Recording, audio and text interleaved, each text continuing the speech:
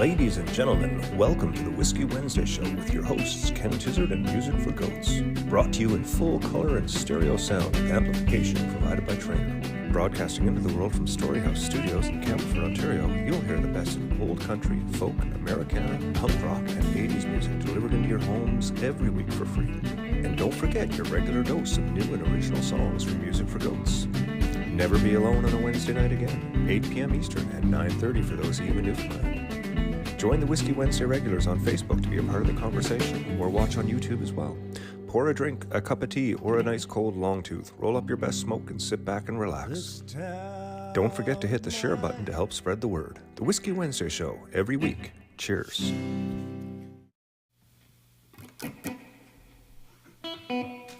Here we go, says Barry. And I say, well, I'm not ready, Barry. My microphone is still doing that thing. That weird thing that it did last week. What's it doing now? It's doing all kinds of stuff. Hey, everybody. How you doing?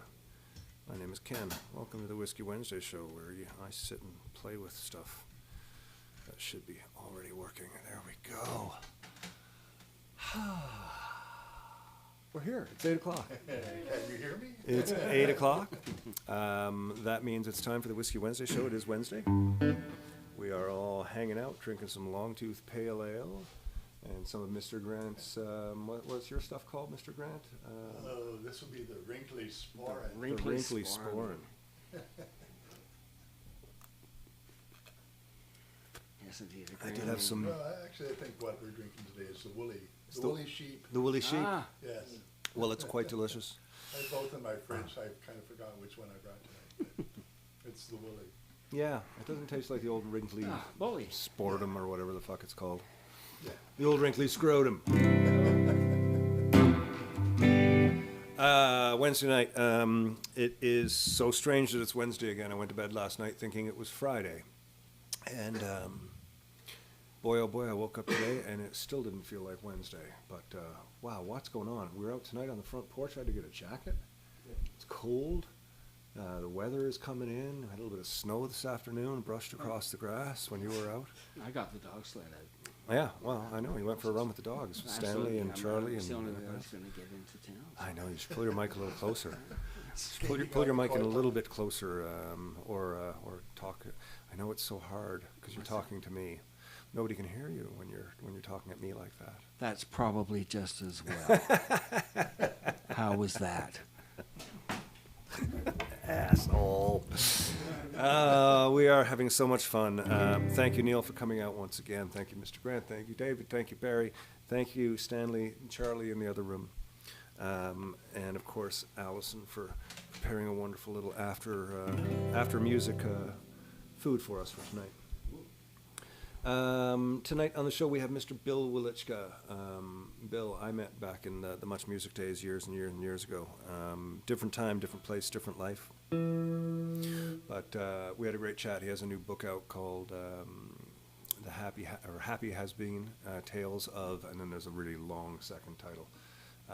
But it's a great look at his life as a entertainment personality, primarily working in TV and. Real cool guy, so we're going to chat with him. In the meantime, here's a little bit of, now I'm going to say Ray Price, but he probably wasn't the author, right? It was the Ray Price version that was requested to us by Mo Berg as his request when we had him on as a guest. And it was the Ray Price version or it was the Charlie Pride version. I think it was the Charlie Pride version, but you know. Either way, could be by Ray Price. The Charlie Pride version. Or Charlie Pride. 1, 2, 1, 2.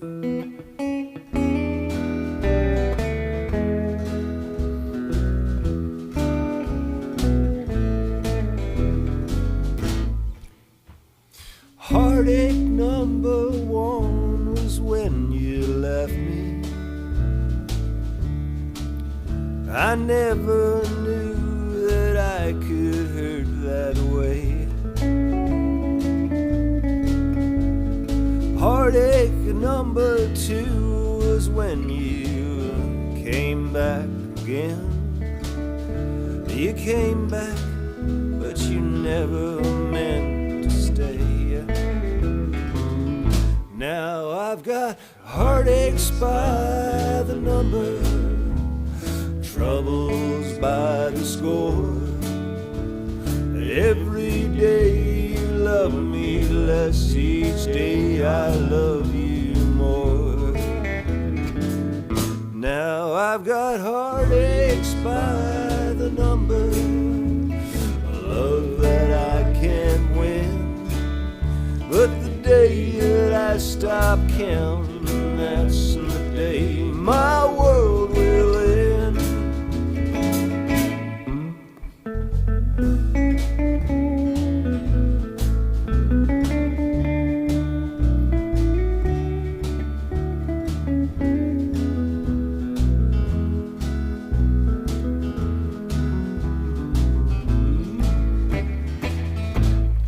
Well, then heartache number 3 was when you called me and you said that you were coming back to stay. With hopeful heart I waited for your knock on the door. I waited, but you must have lost your way. Now I've got heartaches by the number, troubles by the score. Every day you love me less, each day I love you more. Now I've got heartaches by the number, love that I can't win. But the day that I stop counting, that's the day my world will end. But the day that I stop counting, that's the day my world will end.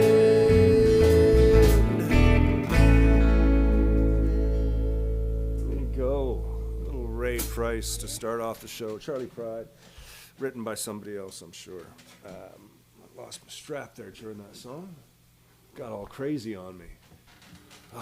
It's because I washed my hair tonight. I had that debate. There's a certain weight factor. I have extremely curly hair, which is really weird. But it just turns to fuzz when it's washed. And then the grease needs to get into it. And that takes some time. And then it gets really heavy and yucky. And then it kind of breaks. And it's good for a while. And it's like, yeah. And you can ride that for like a couple of months. And then Or get a haircut. and then you wash it again, and this happens. Yeah. I was telling Allison that tonight. She was kind of disgusted, but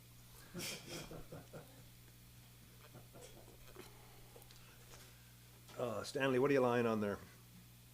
Stanley's lying on my set list. I'm thinking it says Waste. there we go. Yeah, we're going to play a song called Waste Your Time, which is a favorite amongst me. This is a song I wrote for Allison. And this weekend, I had the pleasure. I don't play bass with many people. I don't know why. It's just sort of that thing.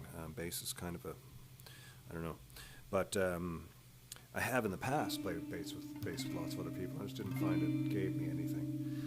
But the Island Brothers needed a bass player, and they reached out to me at the beginning of the summer, and I had said, "No, find somebody else." And then they came back again, and a couple times, and finally I said, we're close enough now that there's not going to be a Watchman show or something come in to get in the way. That's always a fear if I commit to a band and then a Watchman show comes up or one of my shows or something, then that's got to take priority. But it was close enough that wasn't going to happen. So I said, sure, come over and we'll learn the tunes. And they did. It was great. I had the guys. And I think it was just, I don't think Melissa was here. I think SJ was here. But anyways, they came here for a rehearsal. We had a great time jamming. And then we played Crooks Rapids on the weekend. And there was a great shot of me and Melissa, I think, that I put up there, Barry. Is it? Yeah, see, that was an awesome shot. And all I could keep thinking was, I just had that hamburger with like pickles and ketchup, and now I'm breathing into Melissa's mouth from like 4 inches away. Sharing a mic with somebody is an incredibly intimate experience, I just kept thinking, oh my God, poor Melissa. But we had a great time. It was great to play with Melissa. I've played with her in a couple places now, and she's always a blast. And the Island Brothers, man, there's 7 of us. on stage. Good Lord, what a load of guitars. Yeah. Awful load of guitars, but hell of a lot of fun. It gave me a chance to play nothing but 1/5. I just sort of kept thumping for the whole time, and it was great. Really quite enjoyed it. Thank you to the Ireland Brothers for having me. So it's kind of like the basis for a new relationship. Yeah, well, that wouldn't be a baseless accusation. I knew it wouldn't. He really went into the basement for that one, didn't he? Oh, my. This is a song for Allison. This is called Waste Your Time. It goes like this.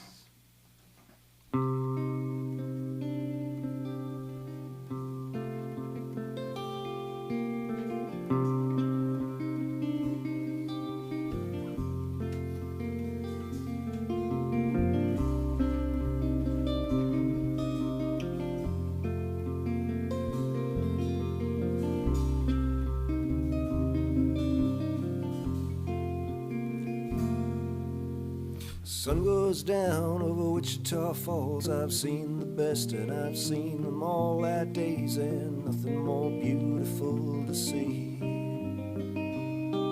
You wring your hair and you drape your clothes. Sunlight's your silhouette shape exposed. It's clear you're bringing out the best in me.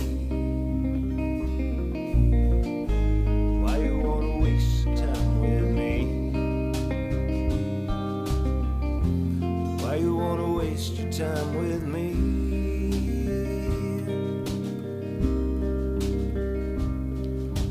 Morning breaks, I haven't slept all night. The sunlight warms to your skin's delight. I'm dying just to sit here and watch you breathe. Pressed to your chest lies a mother's joy. Dreams, little dreams of a little boy. This feels like a luck I can't believe. Why you wanna waste your time with me? Why you wanna waste your time with me?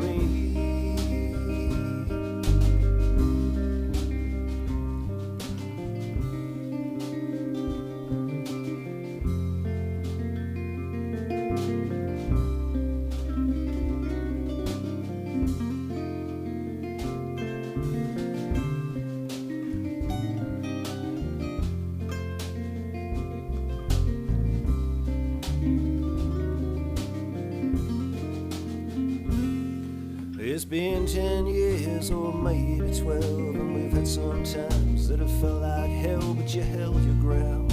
You stayed strong and true for me. And the good times, they fought outweigh the bad. In the happiness outweighs the sad. There's just one question here, my friends agree. Why you wanna waste your time with me? Why you wanna waste your time with me?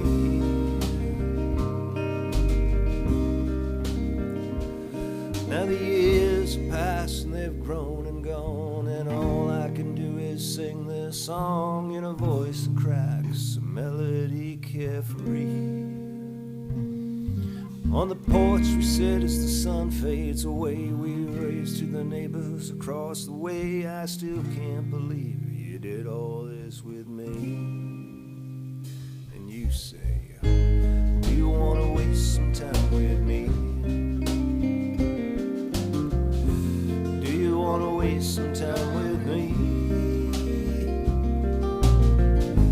Do you want to waste some time with me? Do you wanna waste some time with me?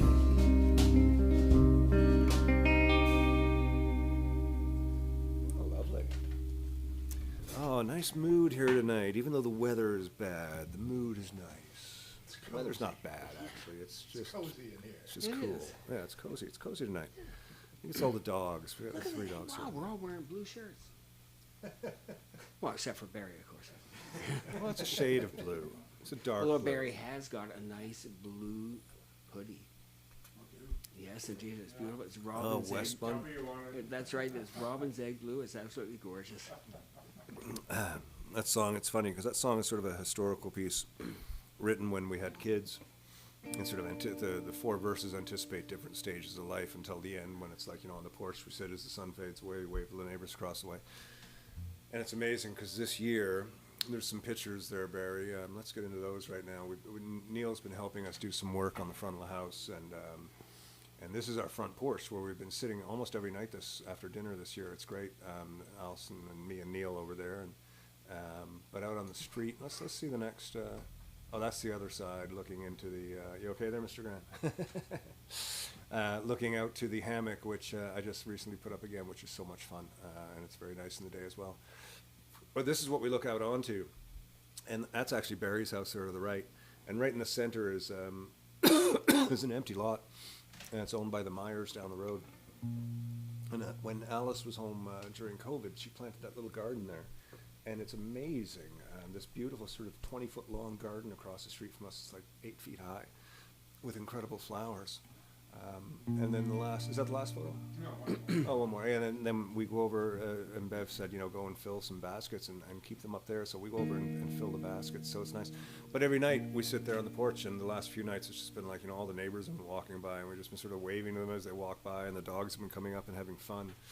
And everybody's coming up to check out the new garden because our new day laborer who comes every day for an hour in the morning, and all he really wants is a cup of coffee, being Neil. He's been over tending to our gardens because my back can't do it. But he's been doing a great job, so the neighbors come to check that out. But that song has sort of become I wrote it, during the first verse, and now we're at the fourth verse. It's kind of interesting. Being true along the way. I think tending gardens is probably a little bit of a misnomer. Yeah, Because the gardens were basically beyond redemption. There was no tending to it. Yeah, he's basically removing all of the earth in front of our house and putting in stuff that looks nice. And trees. He found a tree. He found a tree in our front yard that's like 14 feet high. That we didn't know it was there because it was so choked down by bushes. And I've been hauling stumps. He's been stump hauling, yeah. So far, it's Neil 5 stumps too. Neil 5 stumps too, yes. We have a stump. Stumped me entirely. Yeah, they had to get Peter, the old harmonica playing stump grinder, over from Hastings. Yeah, I'm not going to touch that. Peter Boak. Anyways, that's how the house is coming along. Little update there, but I thought that was kind of neat the way that all sort of tied in together. With we're going to play one more song, and then we're going to have Mr. Bill Walechka on the show, ladies and gentlemen, which is very exciting. It was a really cool interview. I was nervous going into it. Because he's interviewed literally thousands of bands, everybody from Madonna and Prince right on down, David Bowie. Like, there's a bunch of the stuff at the top. You'll see all that. But and it was weird. It's like, oh, now I'm going to chat with him. It was sort of very, very strange turning of the tables, but it was cool. He was great. This is a song called "This Town of Mine." It's a little introduction called "Red Prairie Dawn," learned by Luc Mercier, and it goes just like this. 1, 2. 1, 2, 3.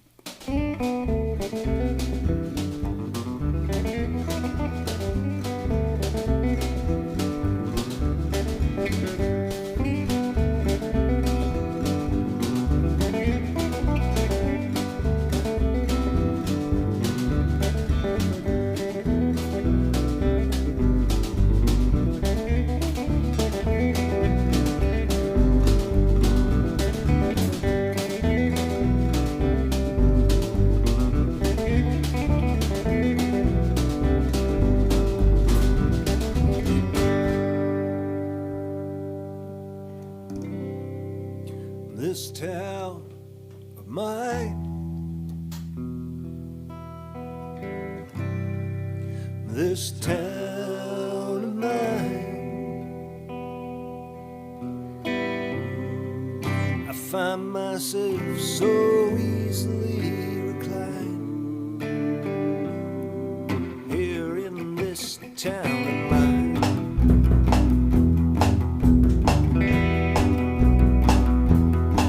I came here from the city, trying to find some peace of mind, to get myself on track, then to buy myself some time. This town is growing on me. Here's a song for all to hear.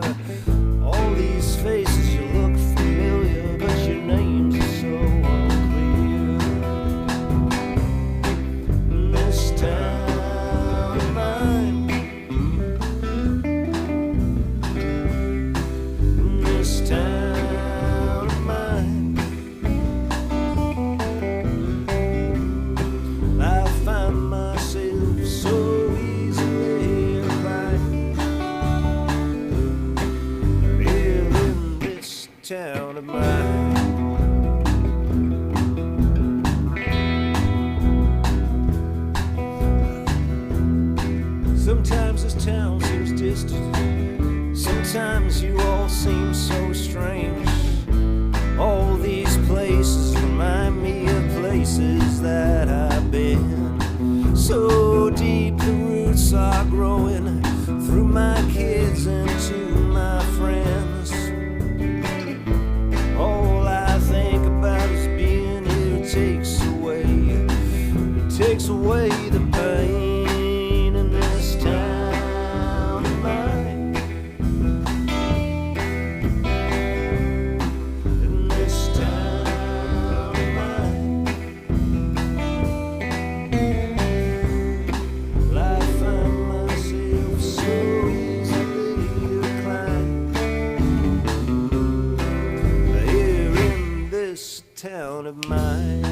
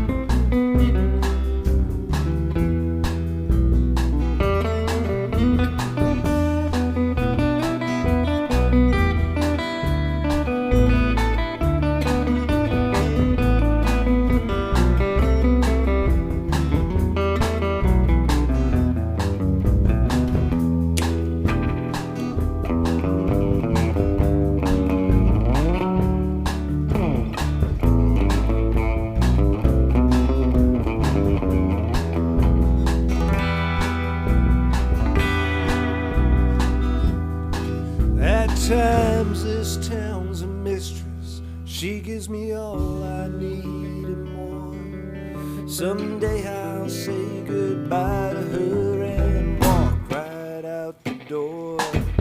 In this town of mine.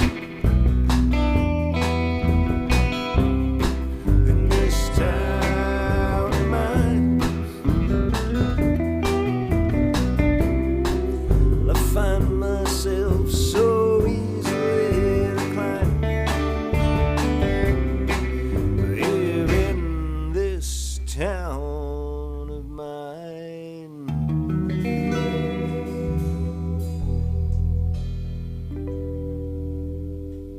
A little song about Campbellford, Ontario. We got a show coming up in Campbellford on the 15th of September. I'll tell you all about it in a little while, but first of all, without any further ado, a gentleman who really doesn't need any introduction. He has a new book out. His name is Bill Wilichka. He has been in the lives of so many of us through his work on television over the last, I'm going to say, 130 years. I mean, he's been in it for as long as anybody, yeah. Anyways, ladies and gentlemen, this is Mr. Bill Wilichka. Here he is. Welcome to the Whiskey Wednesday show, ladies and gentlemen. We have here today Mr. Bill Wilichka. Bill has been in my life inadvertently since 92, I believe it was, when you started your gig. Is that correct? Yeah, I was started at much in 88, ended up on the air in 92, Okay. helping produce and co-host the country show Outlaws and Heroes. Sadly, it no longer exists. I guess the one good thing about it going away was they transferred me to a regular VJ shift for much. So yeah, that show changed my life.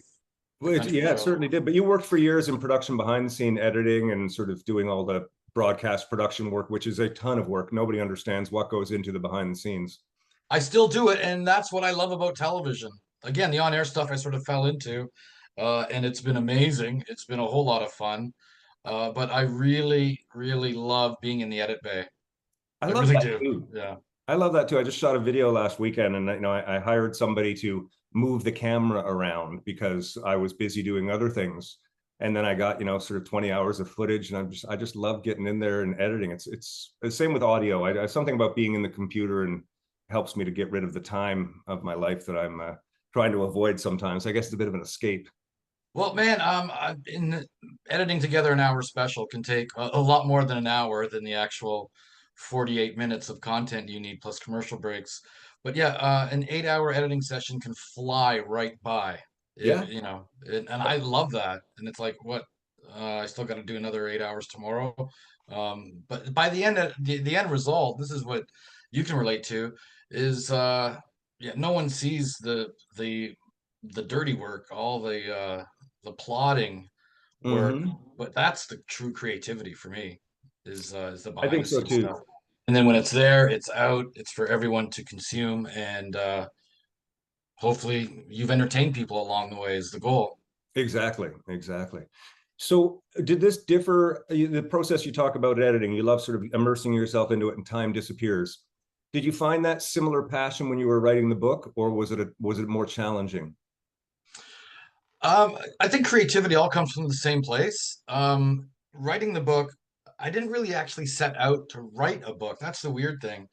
Um, I got when I first moved to Kingston about 12 years ago, I got asked a few years later by the Kingston Whig Standard to turn in a monthly column just talking about my life or media or whatever I wanted to. And I thought, oh yeah, but I don't know who's gonna read it. I don't know if anyone's gonna have any interest, but I'll do it.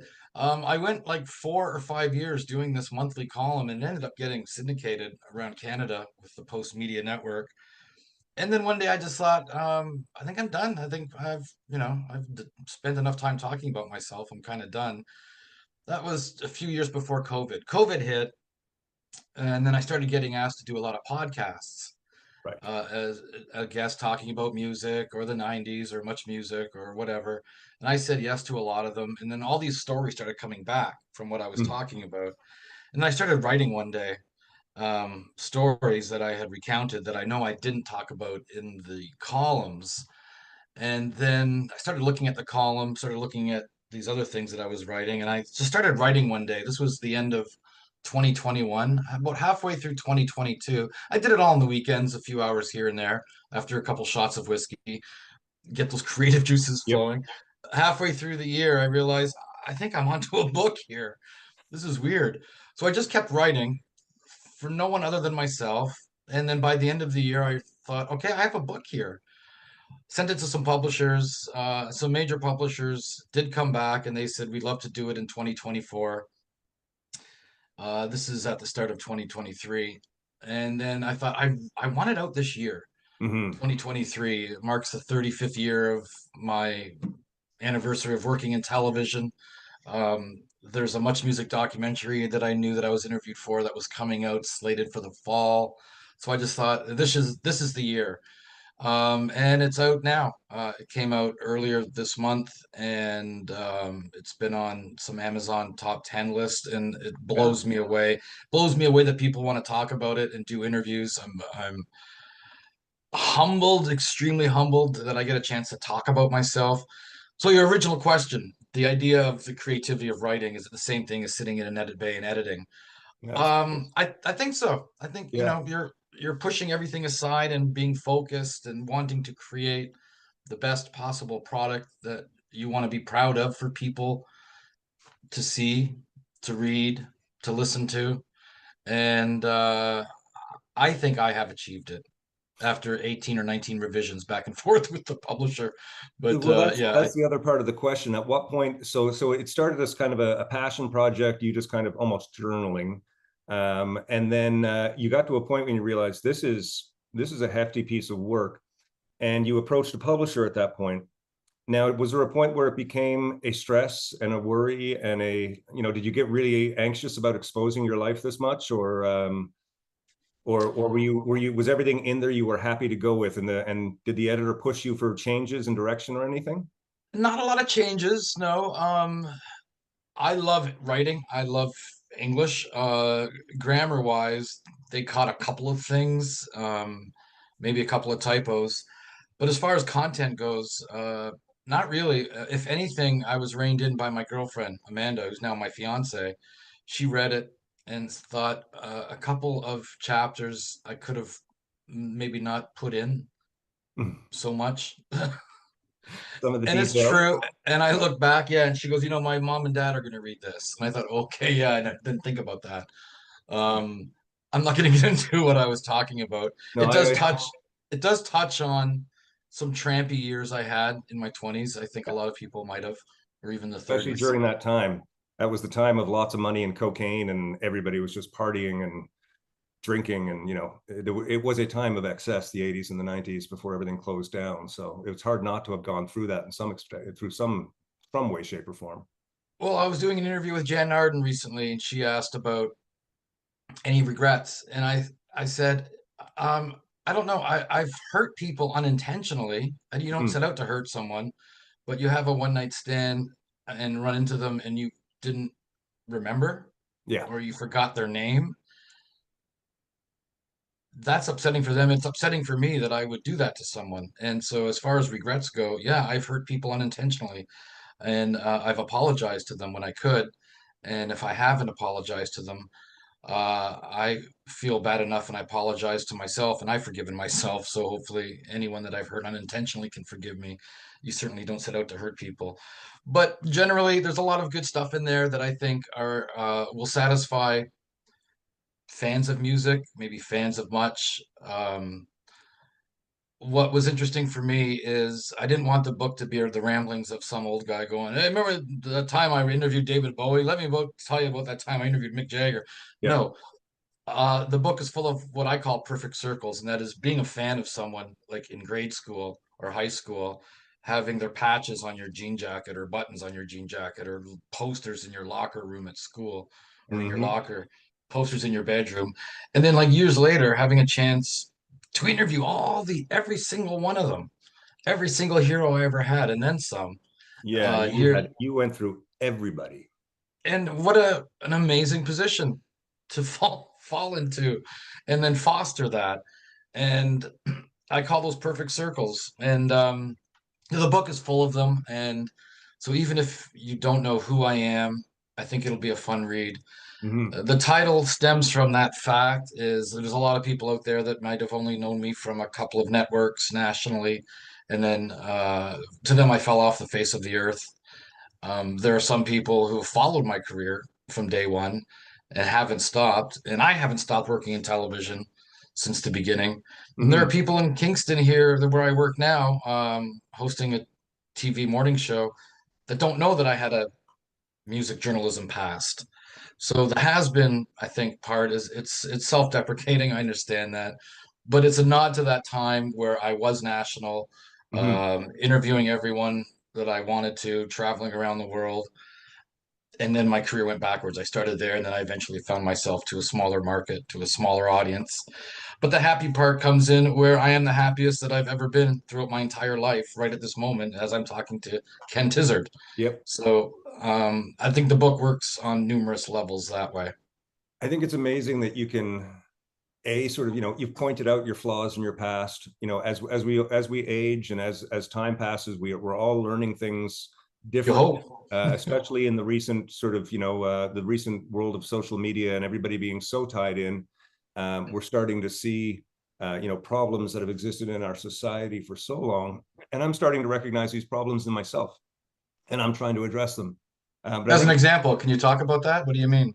um, sort of all the sort of racism, sexuality, Mm, all of those things that are now being looked at, gender identity, it's all being looked at in a very different lens these days. And I have two young kids, two young girls as well, so I learn a lot from them. mm. Certain things that, I just sort of picked up from my parents and my uncles and aunts that sort of carried over, that in the last 15 to 20 years, I've really started reevaluating. The sort of things that stuck in my brain, even though I wasn't verbal with them, they were just ways that I thought about the world that had come down from the generation before me. And I'm realizing that in order for the generation under me to get better, I need to get better as well. Good for you, man. That's really well put. I'm learning from the younger generation too. My daughters will, I'll say something when we're watching TV or something, my girls will go, and they'll start talking to me about something that immediately I'm thinking different. Hmm. I'm home a lot. I'm not out in the world very much, mostly because of my situation. And there's so many changes happening. It's a fascinating time and it's a wonderful place. And when I see somebody like you sort of exposing yourself being a book, via a book, and it's not what the whole book is about, of course. It's only one little blip. But for people to say, I've changed my way. I'm thinking about things differently. That's a really strong thing to go through. I appreciate that and I respect that a lot. Well, thank you. That means a lot. And one of the weirdest things about doing that column initially for the Whig Standard and writing the book and throwing it out there is just going back to that whole who's going to care? Who's going to want to read this? And there's that sense of, I think, I was talking with someone about this the other day. I'm doing like, this is probably my 30th interview for the book. And I'm grateful that people care enough to want to provide me a platform to talk about the book.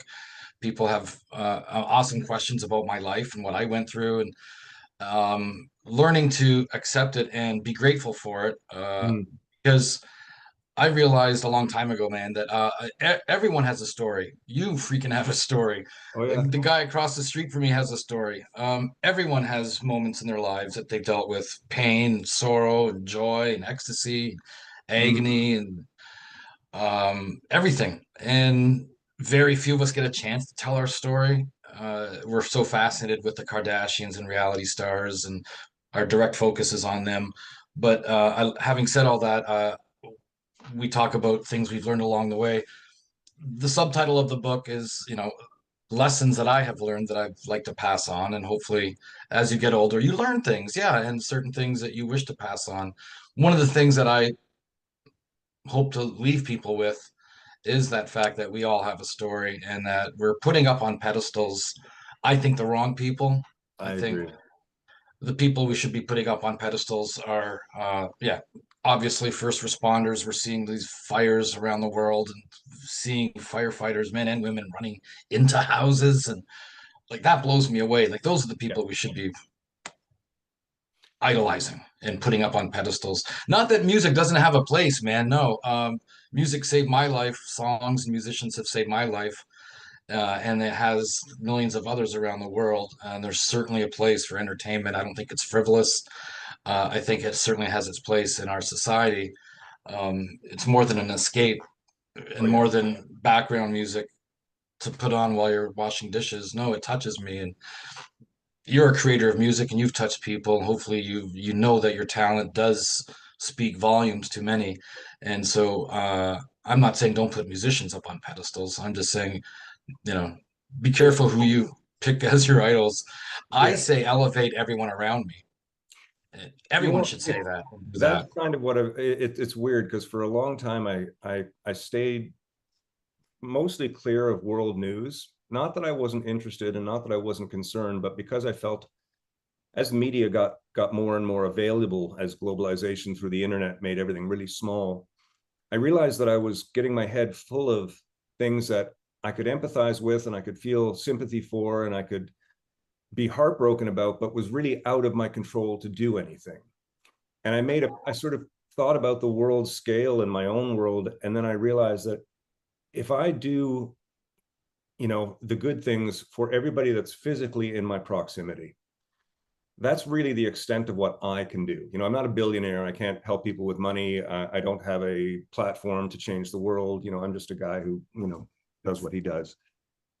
But as I realized that, I thought, if everybody did that, a lot of these problems would just disappear. If everybody just treated the people in their proximity the way that they want to be treated, and if that spread out, proximities would overlap and the whole world would, it's a whole other thing. But it did get me thinking about sort of, taking care of the people around you as best you can.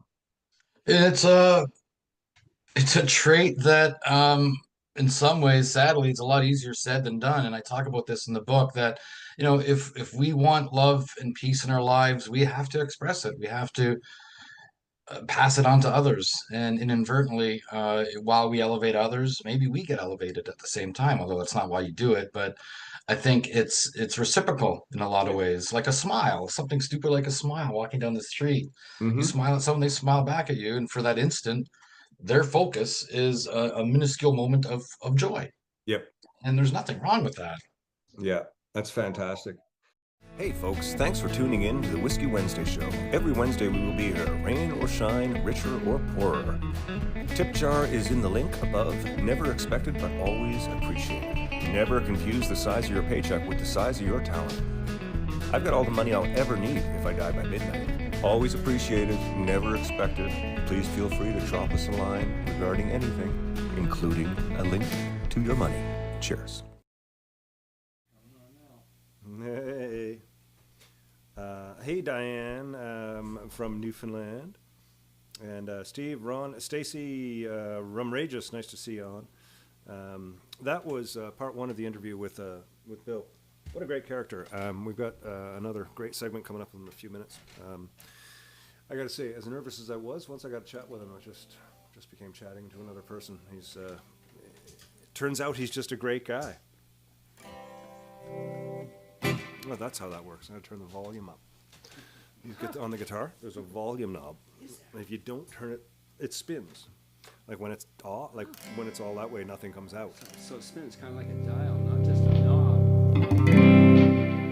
Right. So if I don't turn that up, sometimes I don't get sound. So I just wanted to make sure I had some sound there. Thank you. Is that good? Not too much for you, Neil? No, that's absolutely fine. Thank you. I'm glad that you can. Far better than the previous demonstration by the HUO Ken Tizzard. Well, the HUO Ken Tizzard is always here. Yes, Always here. We know that. Yes. Well, not always. No, most of the time he's 14. It's true. Yeah. Yeah, and it's like an 8-year-old with a little bit of spite to him. Anyways, what a great trip down memory lane. I love looking at all those pictures of Bill when he was young. Like we had the long, curly sort of mullet kind of thing. And I'm like, wow, that was. And him with was it that Hulk Hogan he was with? The big. Jesus Christ.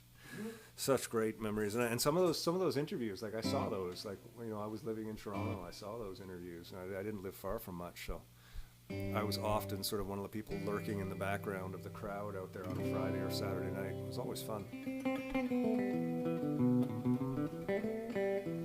We're going to play a song called Dollar a Day for you right now. Got a new video out for Dollar a Day. Came out in the spring, I believe. Quite an exciting video. Is it exciting? I don't know. It was exciting for us. It was exciting to make. Were you excited when you made it? Oh, absolutely. Yeah. Were you excited? You know me.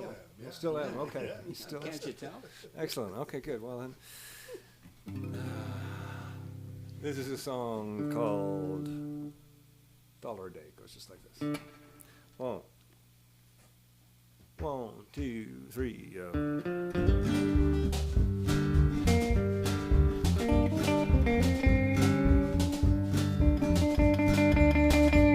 I was walking down the road when a stranger passed my way. It was empty in his business eyes. He made no move to step aside. He disregarded me. His brain was bleeding compromise. It would be a rude awakening if I knocked him down and stole away his shoes. There's no place that I'd rather be. That place is anywhere here but next to you. Well, you'll work harder with a gun at your back for $1 a day. You'll trade away your years to fight the fears they feed you for $1 a day.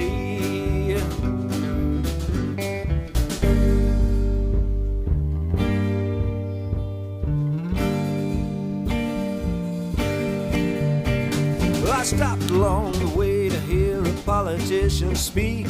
He stood to stand for something. He promised better futures for those of us who took the line and got behind him. He grew ugly and unwise as he lied about the lies and how they made him feel. The cracks in his disguise grew wider and unwise as he tried to conceal what he tried to do. Well, you'll work harder with a gun at your back for $1 a day. You'll trade away your years to fight the fears they feed you for $1 a day.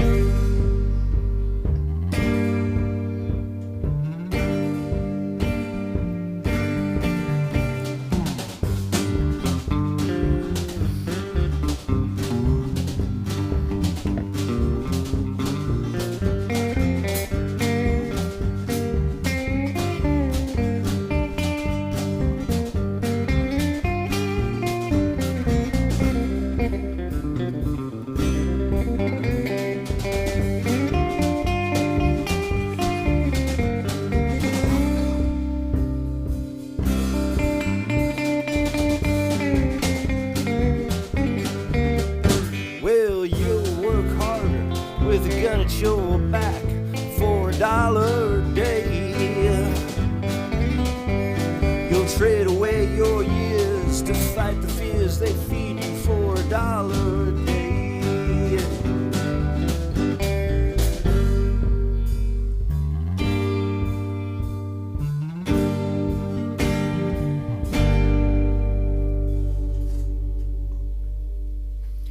$1 a day. Song number 1 from the DAG sessions. Song number 2 from the DAG sessions was Drunk, Stone, and Broke. Actually, it's the other way around. Drunk, Stone, and Broke was song number 1. $1 a day was song number 2. Song number 3 is Pain Free Living, which is coming out September 18th, which we shot a video for, and it looks groovy. It's going to be really exciting. It's going to be our big hit. I think so. I think it's going to be our big hit. Bring it on. It's going to be our big hit. Yeah, it'll be a lot of fun. It'll be a lot of fun. We'll be getting a raise then up to like $1 a day. You have no idea. You have no idea how much that won't happen. I was going to say, don't get your hopes up. Yeah. Guys, we're suddenly huge. We're like the biggest thing on Spotify. Wow, do we get money? No. Is this C sharp or D? C sharp, right? Yes. At the end of the Bill interview coming up, he talks about having drinks, and he talks about having drinks with Lemmy from Motorhead, which I thought was pretty cool. So we're gonna play a Motorhead tune for you. But before we do that, now that I've got your attention, because I said Motorhead, I want to talk to you about the fundraiser, September 24th. We're still working hard on it. Lots of cool stuff. Here's the day as it looks. We've got the gospel hour at 10, love songs at 11, 11:30, I guess it is, Our Girls. 12 o'clock, the evolution of Ken Tizzard. Oh my God, Allison's got videos from like 20 years ago, my first solo video at the Marmara Mines.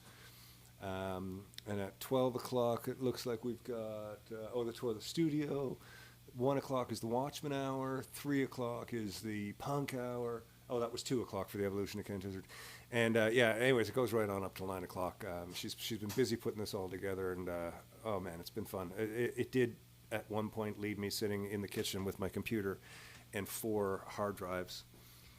Some USB, some USB-C, some Thunderbolt, some no FireWire. But anyways, trying to connect all these hard drives to find little Allison went through all the videos. She's like, so there's a video from like 3 years ago, and I want from like 3 minutes and 16 seconds to 3 minutes and 22 seconds of this video. I'm like, what video is that? Where's it from?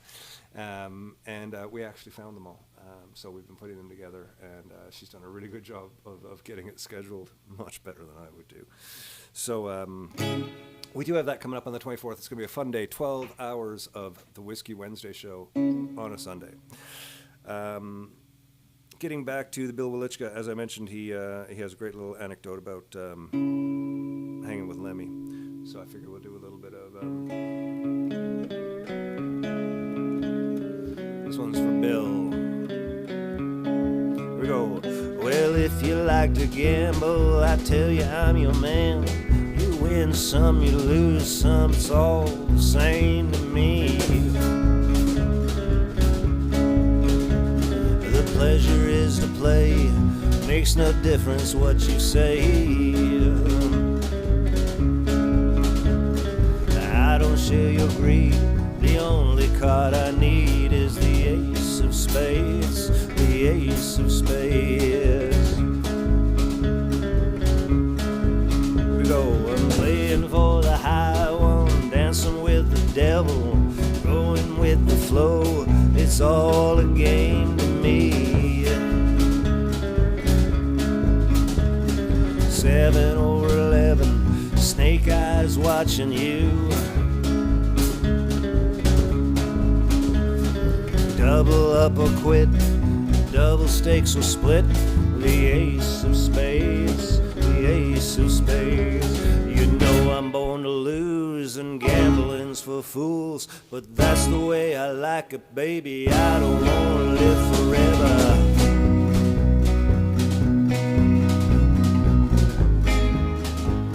And don't forget the Joker.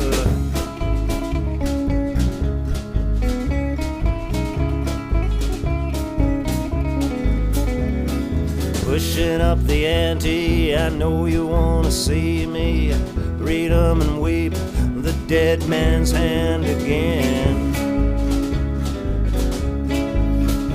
I see it in your eyes. Take one look and die. The only thing you see, you know you're gonna be the ace of spades, the ace of spades.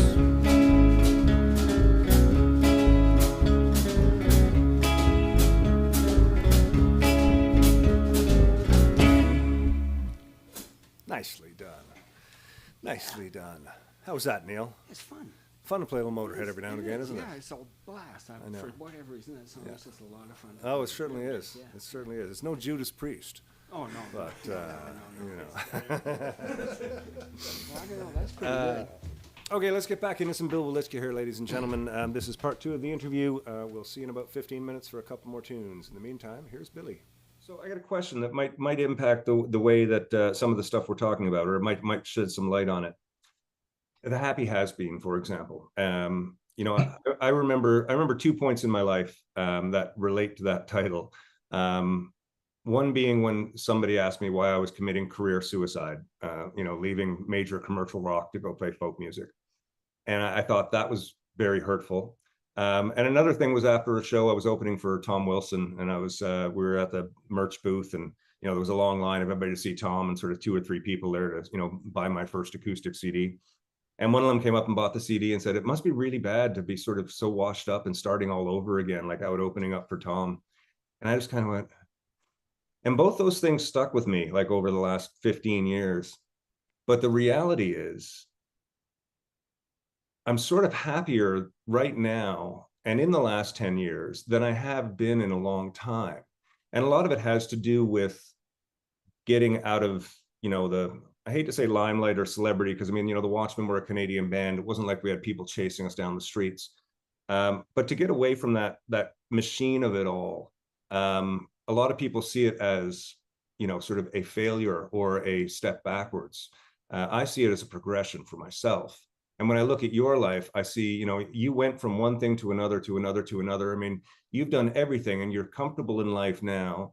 And you're calling yourself the Happy Has Been. You know, I say to people that I'm actually living the dream now. Is that kind of how it feels to you? Like, are you totally settled in life? Like you're feeling this is great right now? Absolutely, man. Everything you said, I can relate to.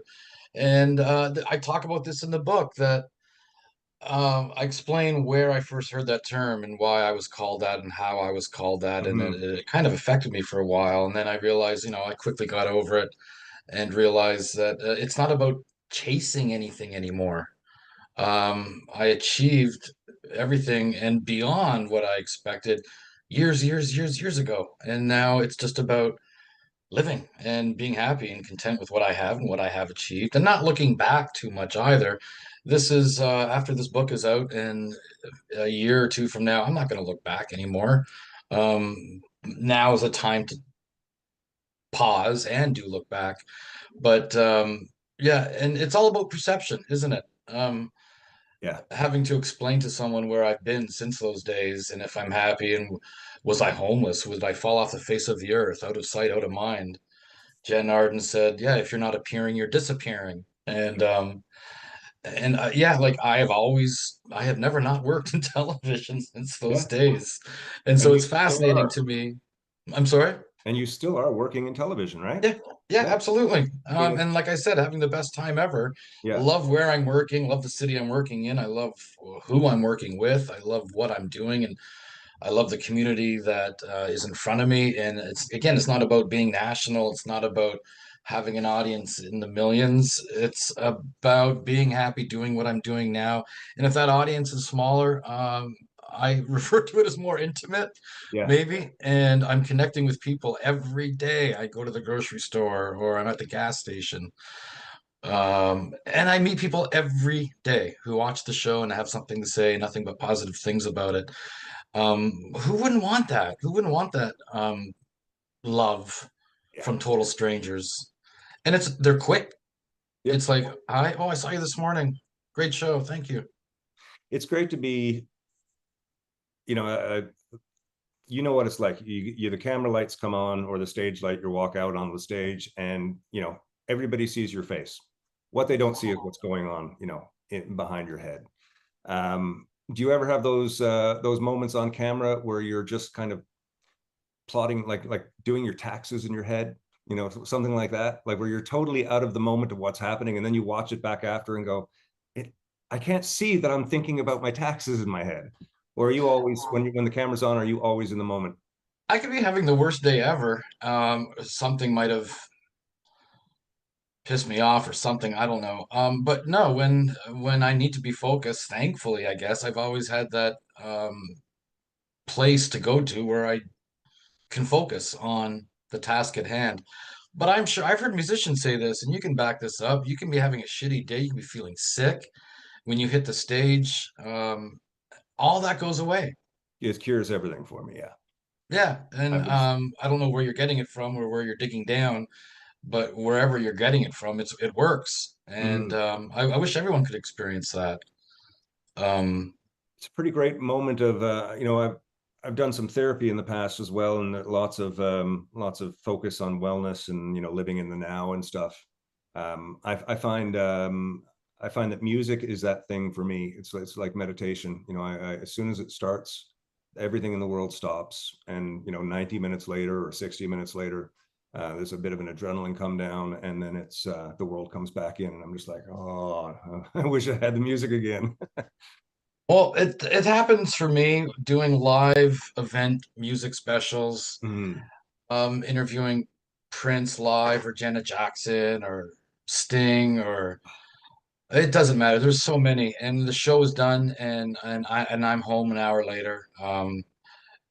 And there's an adrenaline rush where you did a great job. People enjoyed it. The artist enjoyed it, and everything came together, and it was perfect.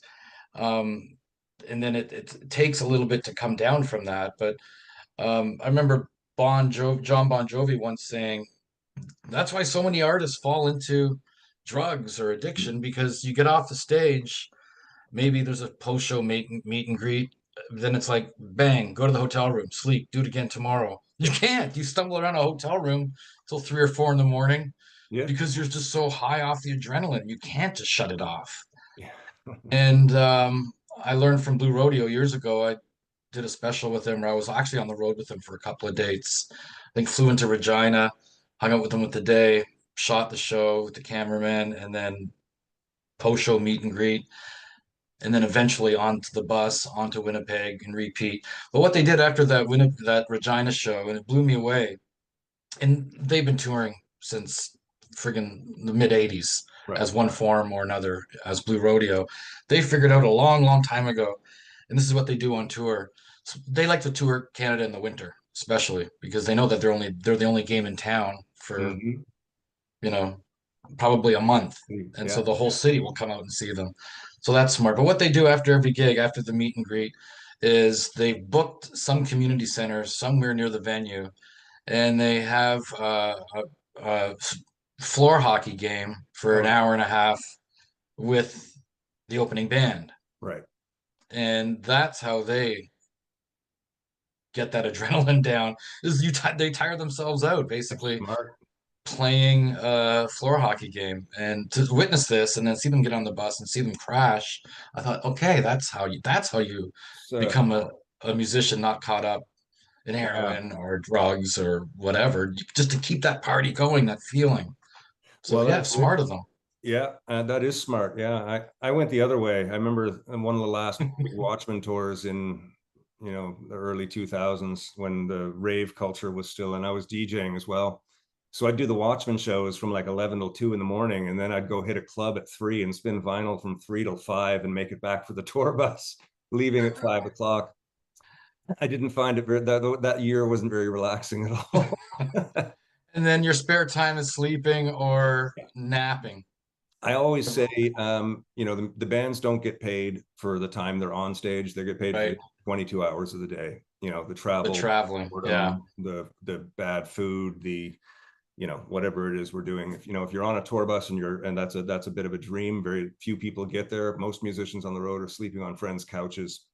Which is fine when you crash at 3 in the morning, but when they get up with their kids in the morning and they're getting ready for school and it's 8 o'clock and you feel like a a drunk, hungover slob on their couch, and you've got to get up and go to another city and find another place to stay on another couch and do a show. That's a whole different sort of lifestyle. These lifestyles do sort of drain on you. And I must say, I'm happy, as I'm in my mid 50s like I say, I don't leave the house very much. And a part of me is actually totally okay with that. Do you still talk to the boys, Danny and the boys? Oh yeah, we played Newfoundland and Edmonton in the last 6 weeks, and we've got Regina and Winnipeg and Toronto coming up in November. We do about 5 shows a year still, and we haven't put out new music in 22 years, and we still sell out, and it's great. And the crowd is there. The crowd's having it. Oh yeah, I mean they're all our age now. They ain't kids anymore, but they're there and they're crammed in. We're doing the Danforth Music Hall in November. I'll put you on the list if you can make it down. It'd be Wow. fun. Yeah, It's a nice venue. Yeah, I've it's seen a down lot of memory bands lane. there. Yeah, it's a great venue. It's a great venue. Did we miss anything? You're not a loner anymore. You have a fiance. Even though the internet says you are possibly still single with no records of past relationships. That was on Yeah, everything on the internet is true. Yeah. But you've got yourself a fiance now, and you're getting married. That's fantastic. Congratulations. I don't know where you read that. I just hang out with this poster behind me. That's who I Okay. hang Well, out that's with. cool too. No, I met Amanda here in Kingston about 6 years ago. Finally proposed last November, and I was living in a condo. It starts with a toothbrush, I noticed.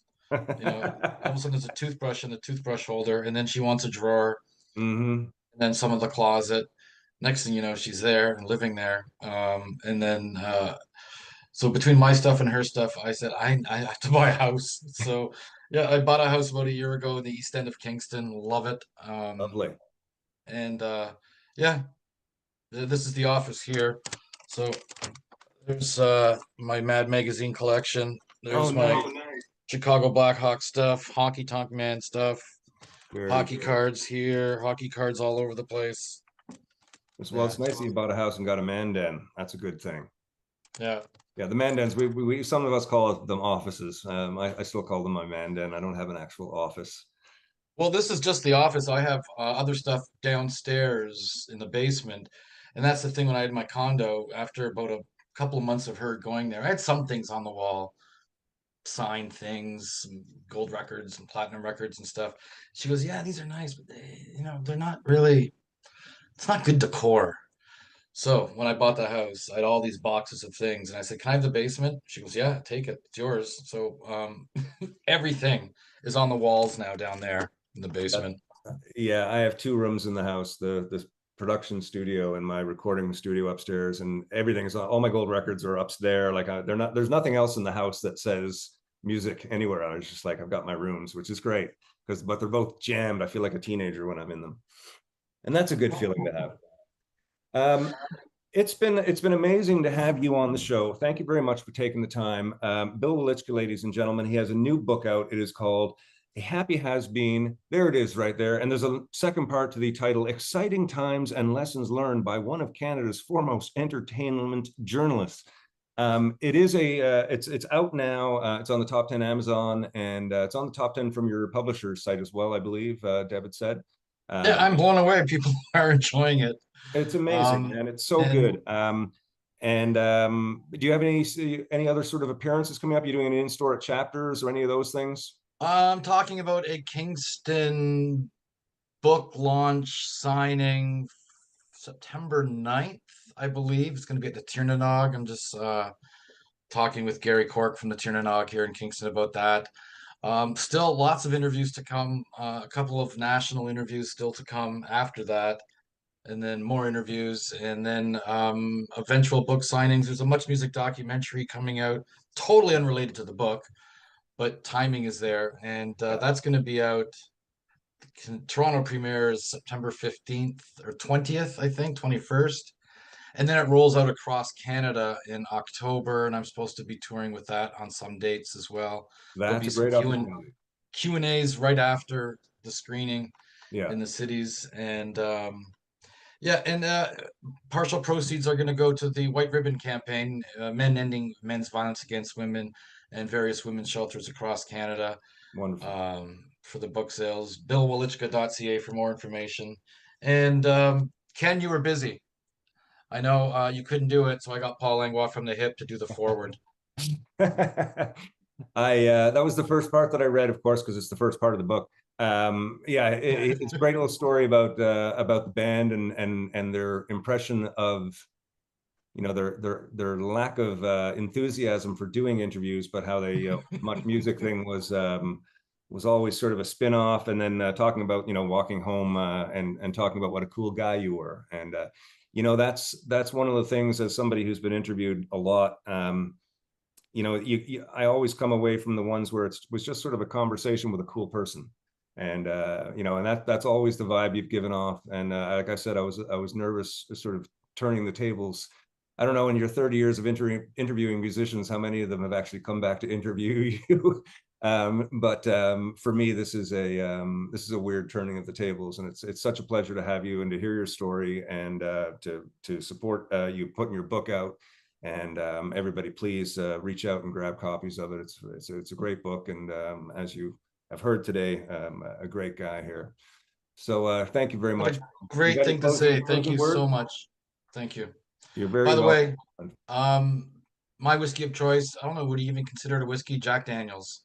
Oh yeah, I find Jack too sweet, but that's because I got really sick on it when I was 19.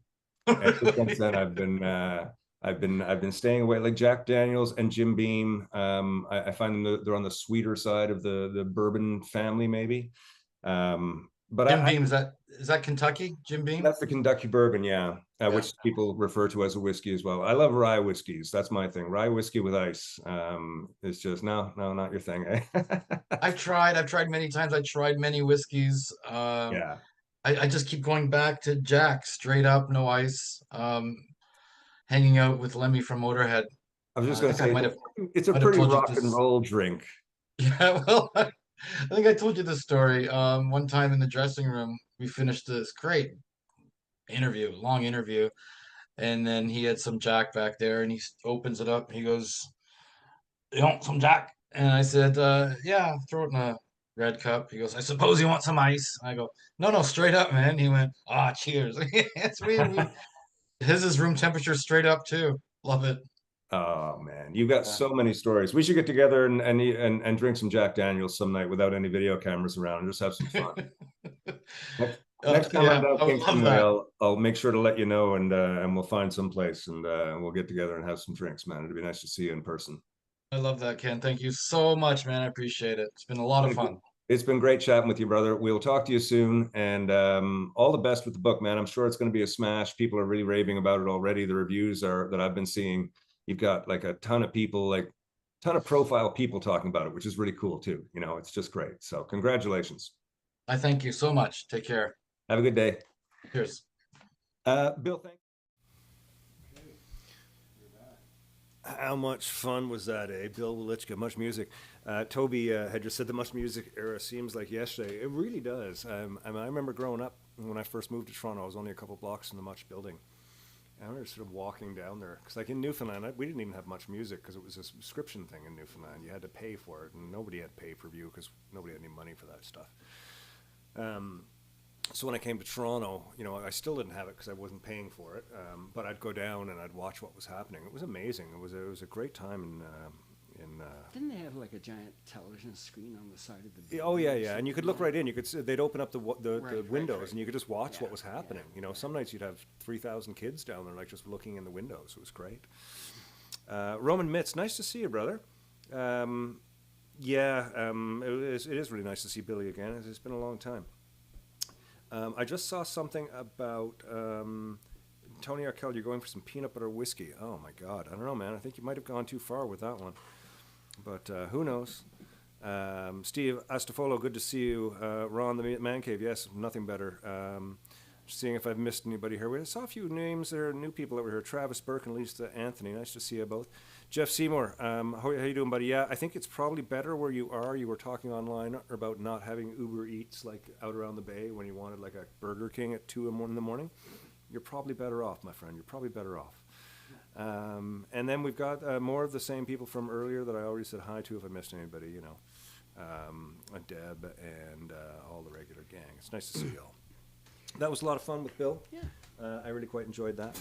You know, the one thing I took away from that interview, What was that? the toothbrush.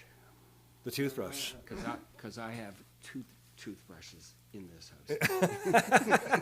It all starts with a toothbrush, Yes, Neil. indeed. Okay. So, you know, I've got to consider which closet I want now. I guess, Exactly, right? exactly. Well, you've already got drawers. part of Start off with the you've already got drawers. part of the first closet. Okay, all right.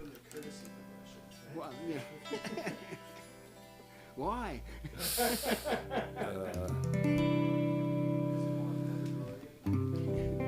No. He's taken down part of the lattice work under the veranda, and he's gonna sleep on the ground. Just sleep under the veranda while he's working. Okay, we're gonna play a new song right now, ladies and gentlemen. It's a song called "Barstools and Broken Hearts." If you've been tuning in the last few weeks, we've been playing it, and if you've been tuning in the last few weeks, you've heard me complaining so much about writing such a friggin' wordy song. And I've been comparing it to David Usher's writing style with Moist for the last 3 weeks too. So here we go, another Moist version of a new song. Just for you, as Justin Trudeau would like it, for us all to speak a little more moistly. 1, 2, 1, 2, 3, 4.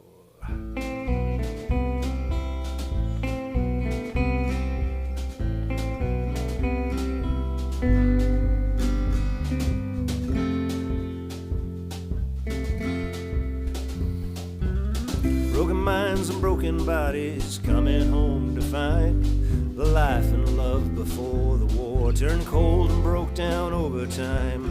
Broken family and broken love, tangled stories made up of the time you were away. A broken soldier's heart replays. Stop pretending there's a war outside. Don't pretend to be the days from long gone by. It's just barstools and broken hearts, another night to fall apart. Puzzle pieces in my head, another stranger in my bed. It's just barstools and broken hearts, another day, another start. To face the truth and climb that hill, another prayer unwinds. Alone with the truth is the hardest time to kill. Broke jobs and broken dreams, a little too old it seems. The life you thought you'd have lives only as an illusion now it seems. Broken wallet and broken place to put you in your place. The whiskey, drugs and cigarettes are filling up that empty space. Stop pretending it's just the way things go. Don't pretend to be the lies that we all know. It's just barstools and broken hearts, another day, another start. To face the truth and climb that hill, another prayer unwinds. It's just barstools and broken hearts, another night to fall apart. Puzzle pieces in my head, another stranger in my bed. And alone with the truth is the hardest time to kill.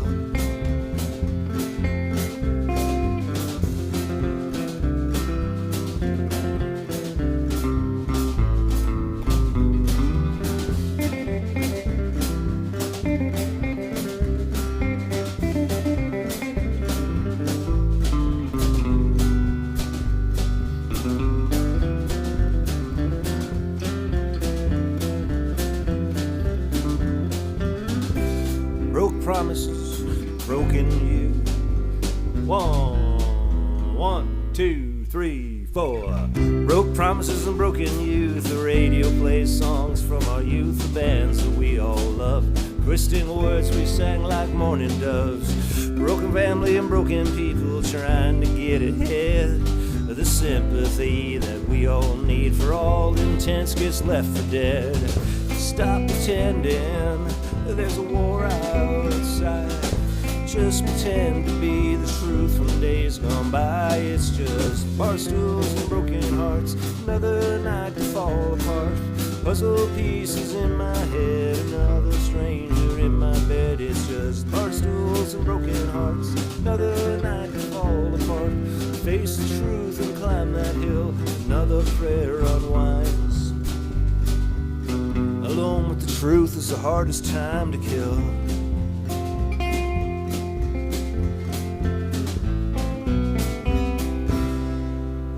There we go. Nice. We had to hit the reset button there. We had a little glitch in the system. We'll edit that out. Little glitch in the matrix. Watch this video tomorrow, you won't even know that happened. My next week is the all request week, so send in whatever songs you want to hear. There'll be a post go up tomorrow. It'll just say next week all request, and just put your requests underneath that. I again want to thank you all for tuning in. Thanks for those of you who are watching on Facebook and YouTube and Twitch and wherever else you're watching, LinkedIn, whatever the platform is. It's nice to have people watching. It's nice to have people sharing and bringing friends into. It is a social community with the chatters on Facebook and stuff, so that's nice. Nice to see everybody out. We are looking forward to getting out in public come the middle of September. We're doing the Hearts and Hooves fundraiser. I'll have some info on that, but I did just wrap up the info on the Capers show. Did I give you a poster for that, Barry? I didn't, okay. Capers, we're doing September 15th. It's Friday night. That's correct. There'll be, if you want to come down for the dinner part of it, make a reservation. It's an earlier show, but it will be live. It'll be fun. That's on the Friday night, and then the Saturday afternoon we're doing Hearts and Hooves at 2. So a little bit of a busy day there. Busy 20 hours or so. How was your week, Neil? That's great. What'd you get into doing? Oh, you know, a little bit of saw turning, a little bit of stump busting. Did a little bit of that, yeah. Yeah, you know. You didn't get down to Belleville at all, right? Pool's No. closed? Pool's closed for They 3 closed the weeks pool for 'cause of- annual maintenance. Of the roads in Sterling. Well, no, that's a forever kind of a project. That is, no, this is maintenance of the pool. On the pool? itself, yes. What are they doing? I have no idea. I'm not a pool maintenance guy. Okay, cool. Thought you might know. No, sorry. Very cool. How's your new koi? He was hiding? He was being coy? I know I'd Oh, use that yes, joke the yes, other day, yes. but. No, yeah, no, they are both doing very well. They've integrated nicely into the crowd, and That's fantastic. and for the most part seem to be quite happy hanging out with everybody else. But the one, for some reason, the other yesterday decided just he wasn't going to put in an appearance. So I thought, oh, well, you know, maybe he got eaten by a raccoon or something. So I started walking around the perimeter of the pool, seeing if I could find a carcass, and I got halfway around, and I guess I scared him out from wherever he was hiding, because all of a sudden it was there. Oh, there you go. Here I am. Okay. Yeah. Do they wave at you? Oh, yeah. That's cool. I like fish that do things. Yeah, absolutely. Yeah. That's I've been- right. I've been watching a lot of- No, they roll on their side and they wave it, but they're caught in Well, that's what I'm wondering, Just yeah. just like porpoises. Like porpoises, yeah, because I've been watching a lot of monkey videos on Instagram. Oh, yes, And they're- indeed. I they're don't just have. I used to like- love the monkeys. I don't have any monkeys great in my show. pond. Oh, the monkey videos are great. They're not like freak shows anymore. They're like little people now. They dress them up. They sit at the table. They use utensils and stuff. It's wild. He takes his fork and gets a little bit of rice and he feeds it to a chicken on the floor. It's like, this is wild. I want to get some of this. I Need worked some of with this a in my couple life. of gentlemen from. I can't remember for sure. Doesn't matter. I think Leeds. That was the city in Britain that they were both Leeds. from. Okay. And they had a zoo there, and whenever it rained, the monkey house was the only building that was, you know, covered, had a roof kind of thing, so people always crowded in there. And I can't remember which particular species of monkey, but at any rate, as soon as the people started crowding in, these guys went into their act, and they were swinging all over the cage and back and forth and one thing and another, and people were just absolutely fascinated, so they all crowded up to the cage, and they waited until it was about 20 feet deep, and then they all stopped their antics, moved to the front of the cage, and peed on everybody. Nice. Nice. Oh, nice monkeys, eh? Yeah, you put me in a cage, will you? Well, monkeys are fun, I gotta say. And I love that story. Well, yeah, good. that's a great story. That's,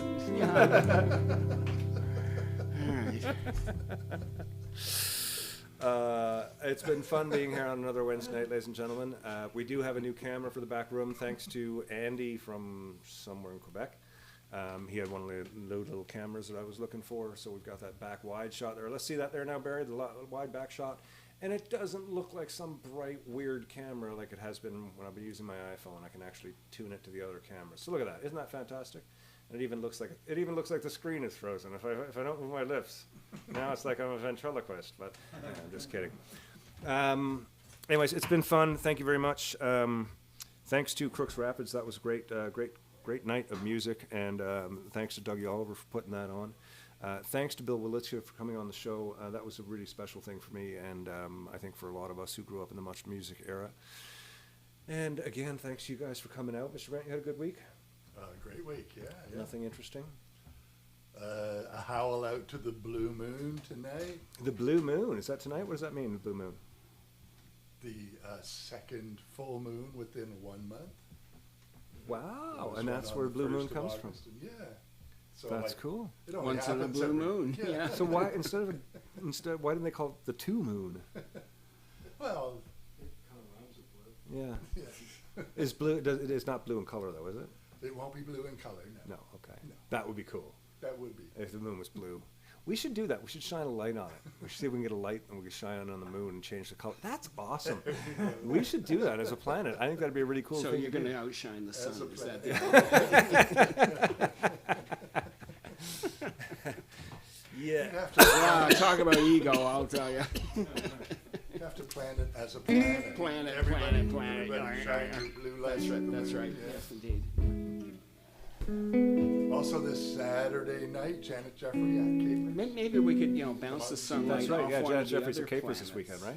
Yeah. What day? Saturday night. Saturday night. Saturday night. Oh, cool.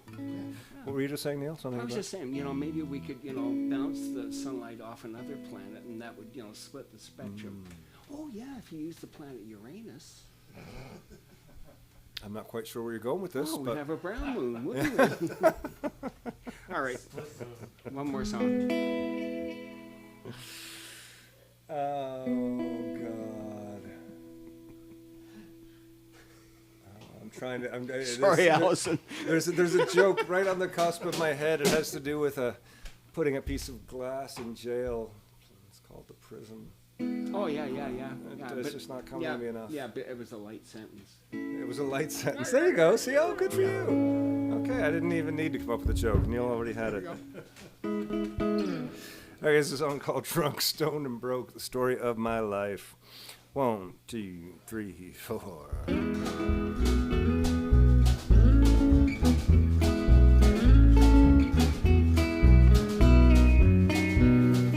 Drunk, stoned, and broke, and I don't know if I'll see the sun tomorrow.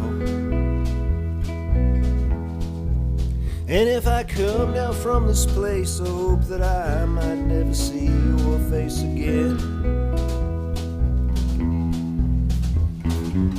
Push back another round to drown away my sorrow. You know I'll hate myself tomorrow. But good God, I need it tonight. Good God, I need it tonight.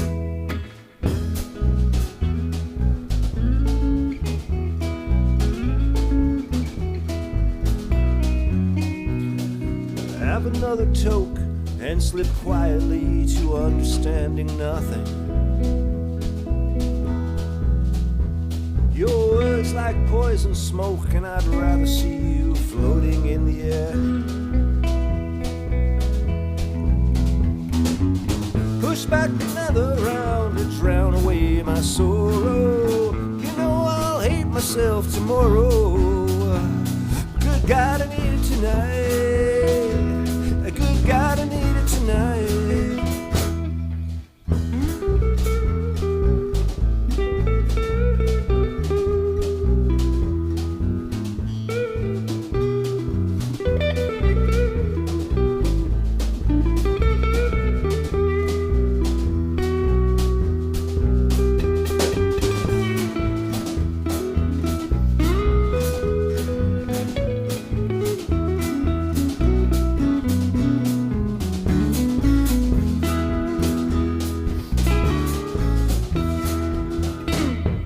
Drunk, stoned, and broke, and I don't know if I'll see the sun tomorrow.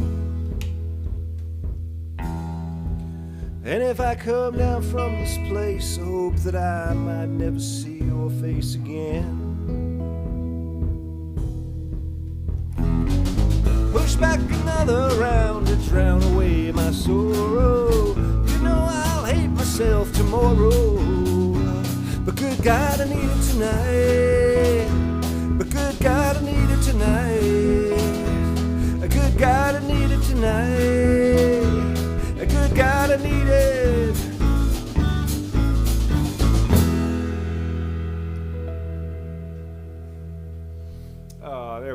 Another lovely night, lovely night. Thank you all very much for being a part of another Wednesday night. We're way into hundreds of shows at this point. It's this weird thing that's consumed mine and Allison's life here at the house. It's a 7-day-a-week foray, and we're having a lot of fun, and these guys are putting in a lot of work too. I'm gonna have to get some new gear. Barry knows how to work everything now, so I gotta get something new to throw at him. I think he's gonna get bored over there pretty soon. How are you doing tonight, Barry? Oh, we seem to be okay tonight. We seem to be okay. Yeah, we have no issues with the cash or anything. It's just great. Yep, it's all running good. Good work. Good work. Well, folks, thank you very much for tuning in again.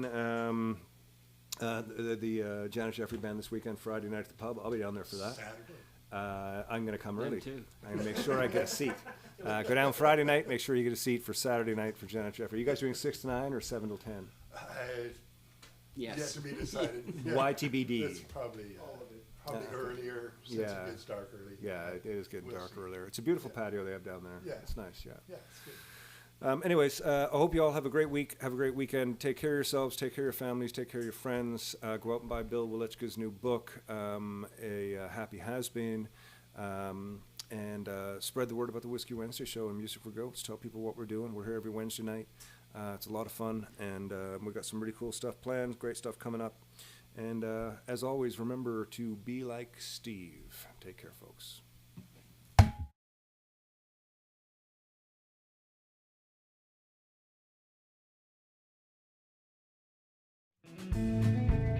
Once again, thanks for spending another Wednesday with us here at Storyhouse Studios. Thanks to Trainer, Yorkville, and the Longtooth Beverage Company for being a part of the show. We love our time on the Whiskey Wednesday show and appreciate all of your support. Don't forget to hit up the tip jar if you feel so inclined. Never expected, but always appreciated. Tune in every week for more guests, songs, stories, drinks, and gear talk. And don't forget to visit the website, www.kentizzard.com, to sign up for the Whiskey Wednesday wrap-up. Compiled by Allison, this is a monthly overview with highlights, directories of songs, and so much more. Be kind, be helpful, be happy, be safe. See you next week. On a Jim Beam.